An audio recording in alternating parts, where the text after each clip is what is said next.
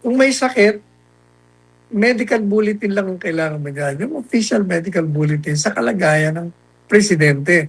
At yan naman ay tinatakda sa saligang batas kailangan talagang pala mo. Nabulaanan ng Malacanang Press Corps ang aligasyong kontrolado o binabayaran umano sila ng Malacanang upang pagtakpan ng kalagayan ng Pangulo. Ayon sa grupo ng mga mamamahayag, nakabatay ang beripikadong impormasyon at aktwal na obserbasyon ang kanilang mga ulat tungkol kay Pangulong Ferdinand Marcos Jr. Nauna nang kumalat nga sa social media mga haka-hakang may malubhang sakit ito, pumanaw na umano ang Pangulo na agad naman itong pinasinungalingan. Binigyan din ng Press Corps na mahalaga ang transparency sa usapin ng kalusugan ng Pangulo at patunay dito ang patuloy na press briefings at pagtatanong ng palace reporters. Kinundi na rin ng grupo ang mga pagtatangkang sirain itong kredibilidad ng media at ang pagpapakalat ng umano'y walang basihang impormasyon online.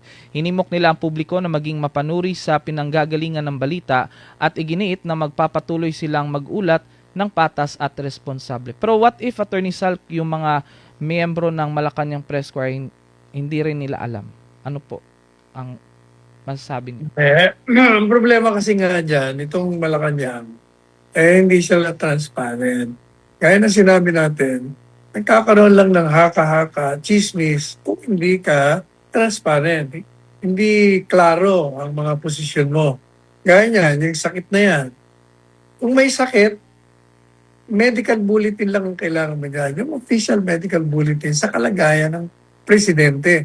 At yan naman ay tinatakda sa saligang batas kailangan talagang pala mo.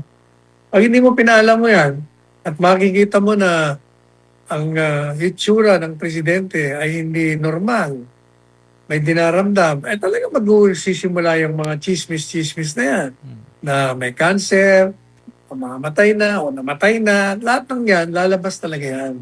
Kung ayaw mong magkaroon ng ganyang mga peking balita, maging makatotohanan ang iyong mga pahayag. At ang number one sa lahat yan, yung medical bulletin, medical condition na nanggagaling sa mga doktor ng presidente. At para pag nalaman natin na talagang may sakit, may dinaramdam, may kailangan ipanalangan natin ang kanyang kalusugan sapagkat presidente siya ng bansa at Pilipino at isang mamamayan.